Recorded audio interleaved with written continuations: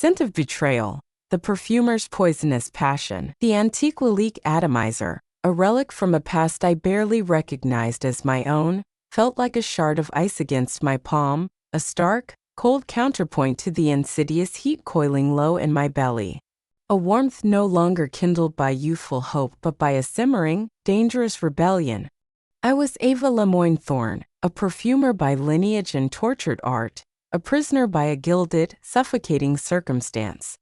My cage was a sprawling, soulless Bel Air mansion, its walls lined with museum-quality art that served only as silent, indifferent witnesses to my slow emotional decay. Its air, meticulously filtered, was thick with the silent, suffocating dominion of my husband, Richard Thorne. He was 2 decades my senior, a titan of finance whose public persona was one of benevolent philanthropy, but whose private affections were as calculated, infrequent, and devoid of genuine warmth as dividends paid out on a particularly uninspired blue-chip stock. Our marriage, 7 years past, had been less a union of hearts and more strategic merger, his new money empire for my fading, old-world aristocratic name. Passion, intimacy, genuine connection. These have been line items deemed frivolous, unnecessary extravagances in the prenuptial contract of our lives. What unspeakable trade-offs have you, in your own hidden moments, made for a semblance of security, for a coveted status, or perhaps, just to escape a different, more overt kind of hell? And what is the true cost when the carefully constructed facade of that bargain begins to crack, revealing the rot beneath? If these uncomfortable questions stir something deep within you, then you understand the shadowy landscapes we are compelled to explore here. Before we unlock this new, complex scent of betrayal, ensure you are subscribed to this journey, click that vital notification bell, and a simple like on this video. A small acknowledgement helps more than you can imagine. May your own choices, however difficult, always lead you closer to an undeniable, if challenging, truth. My laboratory, a sun-drenched, glass-walled conservatory Richard had built as a charming folly overlooking the unervingly perfect, poisonously green lawns, was my only true sanctuary, my alchemical escape. Here, amidst the meticulously sourced rare absolutes from Grasse, the exotic, hand-pressed tinctures from forgotten corners of the Orient, and the dangerously volatile essential oils that whispered of both ecstasy and oblivion, I could play God. I could distill memories, bottle desires, and create entire worlds in a single, perfectly crafted flagon. It was here, surrounded by the ghosts of flowers and the potent promise of forbidden botanicals, that I first began to truly live again, and subsequently, to sin with an abandon that both terrified and thrilled me. Especially when Leo Sterling walked into my life, a stray spark threatening to ignite the tinder of my carefully suppressed existence. He was an artist, a sculptor, he claimed, his hands stained with clay and something wilder, commissioned by Richard, in a rare and uncharacteristic nod to aesthetics, to create some soulless, monumental bronze monstrosity for the sterile, manicured expanse of the South Garden. Leo was, in every conceivable way, Richard's antithesis. Young, barely 30, his body lean and whipcord strong from the physicality of his work, his dark hair perpetually falling into eyes that burned with an untamed, almost feral energy. He smelled not of Richard's expensive citrus-sharp cologne that always seemed to mask an underlying metallic coldness, but of raw turpentine, damp earth, honest sweat, and a faint, utterly irresistible musk of sun-warmed living skin. He saw me, not as Richard Thorne's exquisitely maintained, elegantly dressed decorative wife, a valuable asset to be displayed at gallery openings and charity galas.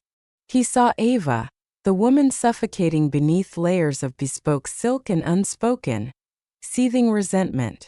He saw the hunger in my eyes, a hunger I myself had almost forgotten existed. Our affair wasn't a slow, hesitant burn, it was a wildfire, a flash flood. It ignited in the first series of stolen, lingering glances across the vast, echoing marble hallways of the Thorne estate, glances that held too much understanding, too much forbidden acknowledgement. It was fueled by hushed, urgent words exchanged in the shadowed corners of the impeccably maintained rose garden, his fingers brushing mine as he passed me a freshly cut bloom, the innocent gesture charged with an electric, illicit promise. And it was consummated with a desperate, almost violent, wordless urgency in the heart of my laboratory, the heavy, cloying scent of blooming night jasmine, a recent experimental absolute, mingling with the sharp, intoxicating tang of our mutual, reckless desire, clinging to our sweat-slick skin like a damning fingerprint. Do you believe infidelity is always a symptom of a failing, loveless relationship, a desperate cry for emotional resuscitation, or can it sometimes be an act of pure, unadulterated rebellion, a deliberate shattering of chains? Even if those chains are forged from gold and privilege? Share your uncensored, unflinching thoughts in the comments below. With Leo, my art, my very soul transformed. I began to create perfumes not for Richard's approved, insipidly elegant socialite clientele, women who desired scents as predictable and passionless as their marriages, but for us. Each fragrance became an olfactory diary of our stolen, precious moments, a secret, coded language only our senses could truly understand. For our first clandestine meeting in a secluded, sun-dappled canyon miles from the sterile confines of Bel Air, a place where we shed our identities along with our clothes, I blended wild, crushed sage, the mineral scent of sun-baked earth, a hint of sea salt from the distant Pacific, and the faintest, most forbidden trace of datura, its nocturnal bloom whispering of delirium. I called it Canyon Heat. After a long, languid afternoon of furious, desperate lovemaking against the surprisingly cool, smooth marble of my lab floor, the inherent risk of discovery sharpening every sensation to an almost unbearable point, I distilled the pure, unadulterated essence of night-blooming Sirius, the raw fire of black telecherry peppercorns, and a rare, almost narcotic, deeply animalic Indian oud, flora fire. His skin became my most precious canvas, my ultimate medium. I would anoint him with these intensely personal creations, my fingers slick with perfumed oils, tracing the hard lines of his muscular body, the heat of him rising, always rising to meet my questing touch. The act of perfuming him, of marking him with these olfactory signatures of our shared transgressions, was an extension of our lovemaking, a ritual both exquisitely sacred and deliciously profane. I'd watch, fascinated, as his pupils would dilate, his breath catching, as the volatile top notes unfurled, an almost shocked gasp escaping his lips as the true heart of the fragrance bloomed, hot and insistent, against the canvas of his warmth. "God, Ava, what is this?" he'd murmur, his voice thick with the pervasive scent and something darker, more primal as I massaged midnight bloom. A heady, almost hallucinogenic concoction of moonflower absolute, ethically sourced civet paste, a guilty indulgence, and a dangerously precise whisper of belladonna tincture into the vulnerable pulse points of his wrists, his neck, the unexpectedly tender hollow of his throat. His strong hands, still bearing the faint, earthy scent of his sculptor's clay, would tangle in my hair, pulling me closer, his mouth seeking mine with a desperate urgency, our bodies moving in a fluid, urgent rhythm dictated by the intoxicating, undeniable sillage of our shared, dangerous secret. The scent, potent and alive, would fill the room, an almost visible, shimmering cloud of our mutual transgression, our bodies slick and gleaming with sweat and rare perfume. He would enter me then, a deep, slow, claiming thrust that seemed to reach the very core of my being, and the meticulously ordered world Richard had built, the world I inhabited, would dissolve into an absolute, exhilarating vortex of pure sensation, the sharp, sweet, metallic bite of the belladonna on my tongue from his perfumed skin, the rich, animalic complexity of the civet and oud filling my nostrils, the smooth, powerful, undeniable glide of his body within mine. Each encounter was a willing descent, a mutual surrender to the primal, the forbidden, the exquisitely, terrifyingly dangerous. "It's us, Leo," I'd whisper back, my voice lost in the intoxicating haze of perfume and unraveling passion. "It's the scent of our beautiful, inevitable undoing." And then we would laugh, a wild, breathless, reckless sound that ached with the acute, poignant knowledge of its certain, inevitable end. Richard, for all his calculated emotional detachment, possessed an unervingly, almost supernaturally keen sense of smell, a primal trait he'd likely honed navigating the treacherous predatory waters of high finance, where the faintest, most subtle whiff of weakness or deceit could signal impending ruin. He began to notice. Not the obvious, cliched, cheap scent of another man. Leo, thankfully, eschewed all colognes, preferring his own natural, earthy aroma. What Richard detected was something far more unsettling to his ordered, analytical mind.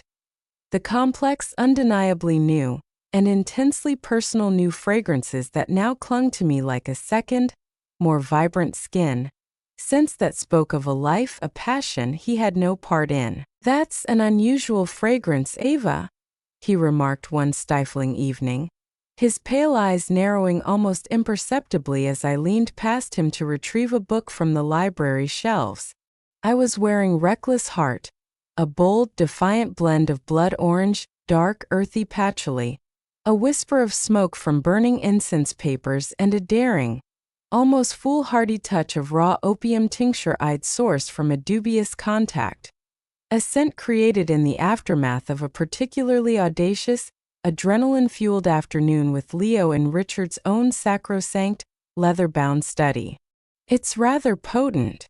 Not your usual, more subdued style. Just experimenting with some new absolutes, Richard," I replied, my voice a carefully constructed symphony of cool composure. My heart, however, a frantic, trapped bird beating against the bars of my ribs. His gaze, cold and assessing, lingered on me for a moment too long.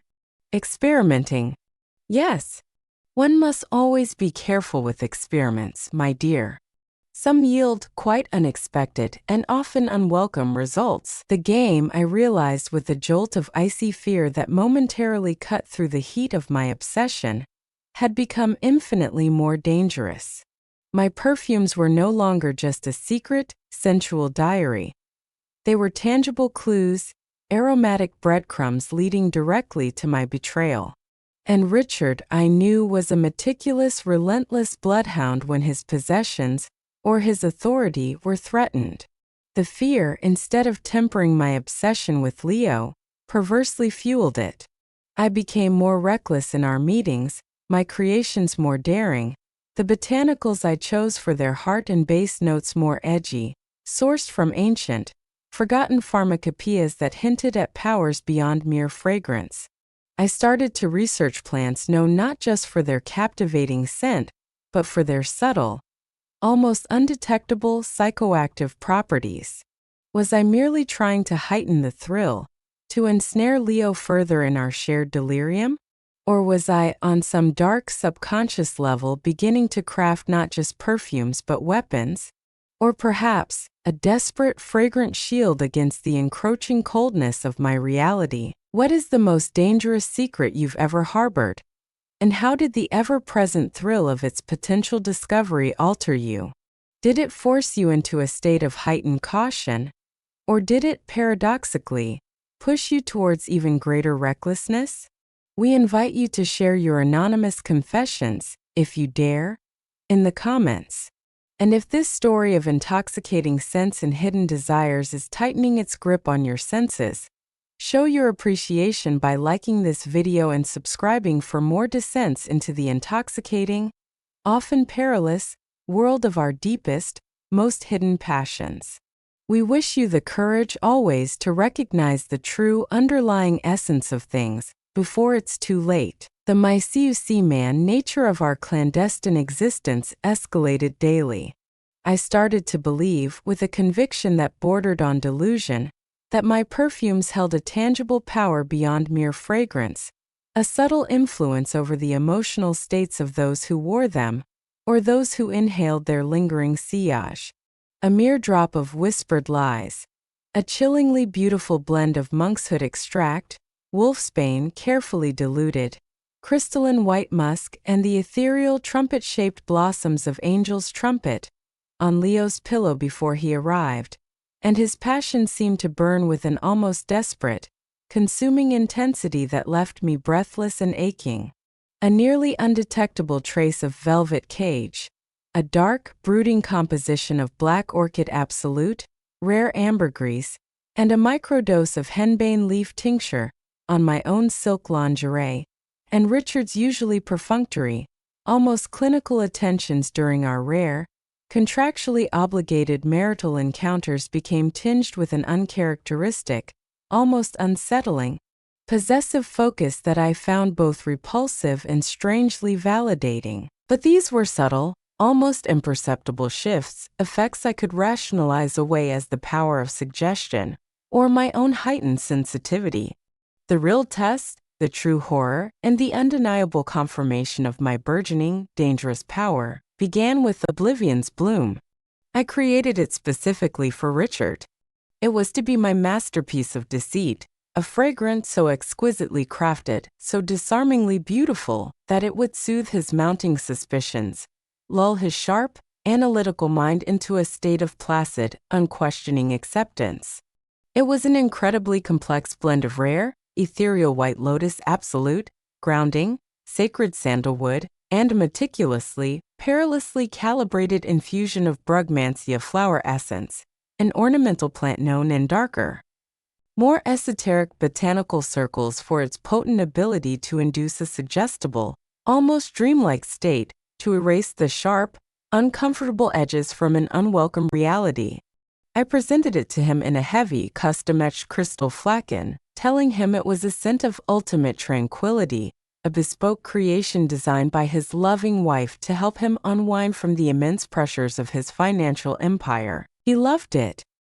He wore it daily with an almost childlike devotion. And slowly, almost imperceptibly at first, Richard began to change. His sharp, critical edges did indeed soften. His probing questions about my new projects became less frequent, his gaze less accusatory when I returned late from my botanical sourcing trips. He seemed calmer, more content, more absent even when he was physically present in the room. He'd smile vaguely at my explanations, his attention clearly drifting. He even praised my newfound serenity and devotion, blissfully unaware that it was his own perception of reality that was being meticulously olfactorily engineered, one fragrant inhalation at a time. The power I wielded was terrifyingly intoxicating. I had, in essence, perfumed my husband into a state of benign, almost blissful neglect. It gave me and Leo a breathtaking, perilous freedom. Our encounters became more frequent, more brazen. The laboratory, the sprawling gardens, even on occasion, forbidden rooms in the main house when Richard was resting peacefully under the gentle sway of Oblivion's Bloom, became our hedonistic playground.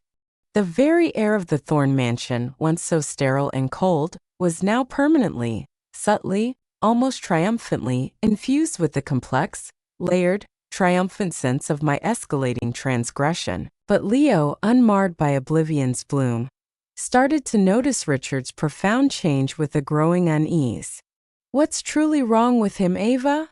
he asked one sun-drenched afternoon, his brow furrowed with genuine concern as he watched Richard wander aimlessly in the formal rose garden, a faint beatific, utterly vacant smile on his lips as he deadhead wilted blooms with clumsy fingers. "He seems hollowed out, like a beautiful empty shell." "He's just tired, Leo. The market has been volatile. He's under immense stress." I lied, my voice a little too quick, a little too bright. A cold, hard knot of something I refused to name. Was it guilt? Or a darker, more chilling satisfaction? Tightened in my chest. Had I gone too far? The Oblivion's Bloom was meant to cloud judgment, to induce a gentle apathy, not to systematically erase a soul. Or was it? The truth was, I didn't know the precise long-term effects of continuous, daily exposure to even heavily diluted Brugmansia alkaloids. My research into its properties had been selectively focused, prioritizing the desired outcome over a comprehensive understanding of potential consequences. The fine, almost invisible line between master perfumer and reckless amateur toxicologist was becoming dangerously, irrevocably blurred. The climax, when it arrived, was not with a dramatic, shouted accusation, but with a soft, insidious whisper of scent, a scent that had become both my shield and my ultimate betrayer. I was in my laboratory, meticulously decanting a fresh, potent batch of Oblivion's bloom, the air thick and heavy with its cloying, deceptively innocent sweetness. Leo found me there. He didn't speak at first, just moved with a panther-like grace towards my workbench. His eyes, those obsidian pools I had once found so captivating, now narrowed with an unreadable intensity. He picked up the newly filled vial, the light catching its amber liquid. "This is for Richard, isn't it?" he finally said, his voice unexpectedly flat, devoid of its usual warmth. "The special one. The one that makes him so wonderfully docile. It calms him," I corrected, a defensive edge creeping into my tone as I studiously avoided his penetrating gaze. "The pressures of his work are immense." He unscrewed the heavy crystal cap, lifted the vial, and inhaled deeply, his eyes closing for a moment. When they opened, they were wider, sharper. "Ava," he began, then paused, inhaling again, more carefully this time. "This smells hauntingly familiar. Not just from Richard. Sometimes after I've been with you, after you've worn one of your special creations for me, I feel a little adrift afterwards. My focus blurs for a while. Thoughts become hazy." He looked directly at me then, his dark eyes suddenly, terrifyingly sharp with a new, dawning, horrified suspicion. "What exactly is in these unique perfumes you craft, Ava? What are you really doing to him?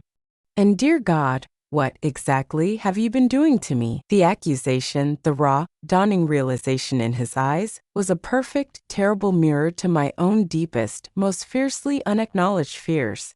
Had my escalating obsession with controlling my gilded cage, with intensifying my illicit, intoxicating pleasure, insidiously turned me into something monstrous, something far more calculating and poisonous than Richard himself? Were my perfumes no longer passionate diaries of a forbidden love, but instead meticulously crafted instruments of a subtle, insidious, aromatic poisoning? The man I had sought as my passionate escape, my rebellion, was now looking at me as if I were his captor, the weaver of a beautiful, deadly, fragrant web. The air in the laboratory crackled with unspoken horrors. The combined scent of brugmansia, lilies, night-blooming cereus, and a dozen other rare and potentially dangerous botanicals suddenly felt suffocating, a physical weight pressing down on me. My beautiful, treacherous, all-powerful creations. My ultimate, inescapable undoing.